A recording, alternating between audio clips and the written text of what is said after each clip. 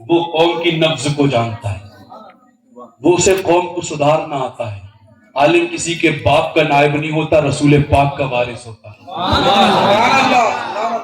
دنیا میں بڑے بڑے کروڑ پتی ہیں جو کسی بزنس مین کا وارث ہے، جو کسی جو ہے کہ کانٹریکٹر کا وارث ہے، جو کسی ڈاکٹر کا وارث ہے، جو کسی انجینئر کا وارث ہے، جو کسی ارب پتی کا وارث ہے، مگر اسے بھی یہ شرف حاصل نہیں جو شرف مدرسے کی ٹوٹی چٹائی پر بیٹھ کر علم دین حاصل کرنے والے عالم کو ہے، کہ وہ کسی کے باپ کا نہیں رسول پاک کا وارث ہوتا ہے۔ اور سچا وارث وہی ہوتا ہے جو منہ دیکھ کے فتوے نہیں دیتا، مصطفیٰ کی شریعت دیکھ کے فتوے دیتا۔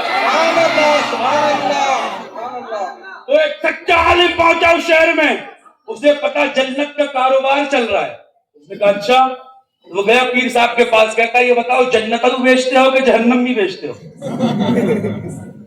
تو پیر صاحب نے کہا یہ تو پہلا آدمی آیا جو جہنم کی بات کر رہا۔ اس نے کہا ہاں ٹینڈر تو دونوں ہے ہمارے پاس۔ تو کہا ایک کام کرو، جہنم تو آپ سے کوئی خریدے گا نہیں؟ کہا نہیں۔ تو کہا پھر جہنم پوری مجھے بیچ دو۔ کتنا پیسہ لوگے؟ اس نے بتایا اتنے لاکھ لوں گا۔ اس نے وہ پیسہ اکٹھا کیا قوم سے جو لیا تھا، کیونکہ اس نے پہلے چندہ کر لیا تھا کہ میں تم سب کو بچا لوں گا۔ اس نے وہ اماؤنٹ جمع کیا اور اس سے لکھوا لیا کہ پوری جہنم تمہاری ہے، اور اس نام پہ پوری جہنم فلاں شخص کی ہے۔ اس نے اپنے دستخط کر دیا۔ یہ آیا چوراہے پہ کھڑا ہوا، اور کھڑے ہونے کے بعد کہتا سنو، اب اس پیر سے جنت خریدنے کو کسی کو بھی ضرورت نہیں ہے۔ لوگوں نے پوچھا کیوں؟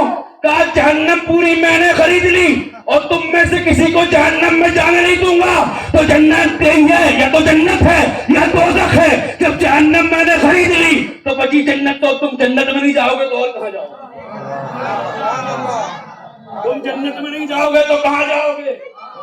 تو یہ جو جہنم بیچتے ہیں نا، کہتے ہیں جہنم میں چلے جاؤ گے، ان سے کہنا نادان، ہم جہنم میں جائیں نہ جائیں تو ضرور جنت میں جائے گا، کیونکہ تو اپنے آپ کو کہتا ہم اس رسول تک رسول والے ہیں، اللہ رسول والے ہیں، اور پہنچا رہا ہے جہنم میں۔ تو کیسے کہنا سن، حضور دنیا میں جنتیوں کو جہنمی بنانے نہیں آئے، بلکہ جہنمیوں کو جنتی بنانے کے لیے آئے۔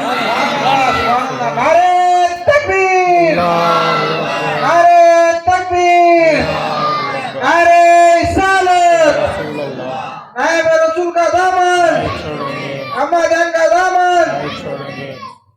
من لگ رہا ہے آپ کا؟ ایسے من لگاؤ گے تو فجر تک من کروں گا میں۔ مطلب مجھے کوئی مطلب تھوڑی نا، پورا ڈاٹا وہاں سے آ رہا ہے، یہاں کچھ نہیں ہے، پورا ڈاٹا وہاں بھائی ادھر مڑ کے، وہاں سرکار کا گنبد ہے، مجھے بلاتے بھی وہی ہیں اور بلواتے بھی وہی ہیں۔ ہاں ادھر کوئی حیثیت نہیں ہے نا، یہاں کوئی معاملہ نہیں ہے، سب معاملہ کرم کا ہے۔ ہمارا تو معاملہ پورا کرم کا ہے، بس معاملہ یہ ہے نہ کہیں سے دور ہیں منزلیں، نہ کوئی قریب کی بات ہے، جسے چاہے اس کو نواز دے، یہ در حبیب کی بات ہے۔ وہاں راہ میں وہ بھٹک گئی، یہاں در سے آ کے لپٹ گئی، وہ کسی امیر کی شان تھی، یہ کسی غریب کی بات ہے، جسے چاہا اپنا بنا لیا، جسے چاہا در پہ بلا لیا، یہ بڑے کرم کے ہیں فیصلے، یہ بڑے نصیب کی بات۔ سبحان اللہ، سبحان اللہ۔ ہاں تو صاحب تو یہ جتنے جنت جہنم بانٹنے والے ہیں نا، ان سے کہنا پہلا اپنا خود کا ٹھکانہ بنا لے، بعد میں ہماری فکر کرنا، پہلے تو خود تو پہنچ جا صحیح ساٹھ نا۔ ایک جو ہے ایسے لوگ، ایک پیر صاحب تھے ایسے ہی لنگڑے لولے، ایک مرید کے گھر پہنچے، مرید آئی نماز پڑھنے کے لیے، کہتی ہے پیر صاحب نماز کا وقت ہو گیا، نماز پڑھ لی؟ تو کہتے ہیں آپ پڑھو، میں تو کعبہ شریف میں پڑھتا ہوں۔ مریدہ کہتی ہے اچھا، مریدہ وہ پرانے زمانے کی تھوڑی تھی، اس زمانے کی پڑھی لکھی مریدہ تھی۔ تو اس نے کہا ٹھیک ہے، ظہر میں آئی تھی، ظہر کے بعد پیر صاحب انتظار کر رہے ہیں اب کھانا آئے گا، عصر ہو گئی کچھ نہیں آیا، عصر بعد انتظار کیا اب آئے گا، کہا ابھی بھی کچھ نہیں آیا، مغرب ہو گئی، مغرب بعد انتظار کر رہے ہیں شاید دن میں کچھ رہا نہ ہوگا، اب دیکھیں مغرب سے عشاء ہو گئی کچھ نہیں آیا، عشاء کے بعد انتظار کر رہے، وہ پلٹ کے آئی نہیں دوبارہ، نہ پانی پوچھا، نہ چائے پوچھا، نہ کھانا پوچھا، کچھ نہیں پوچھا۔ جب رات کے 12 بج گئے اور بالکل پیٹ پیٹ سے ملنے کے لائق ہو گیا، اب لگا کہ اب نہ ملا کھانا تو اپن نکل لیں گے، تو انہوں نے آواز دیا ہے میری مریدہ کہاں ہے؟ मुरीदा दरवाजे के बाहर खड़ी थी, आ गई, हुजूर हाजिर हूं। कहा आई नहीं। अर्ज करती हुजूर किस लिए?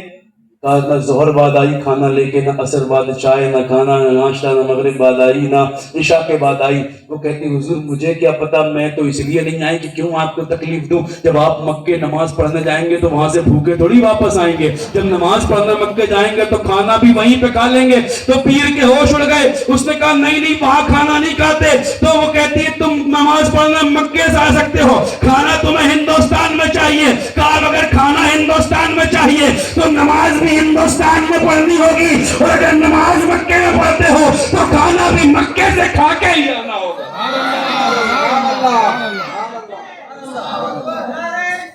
या रसूल अल्लाह।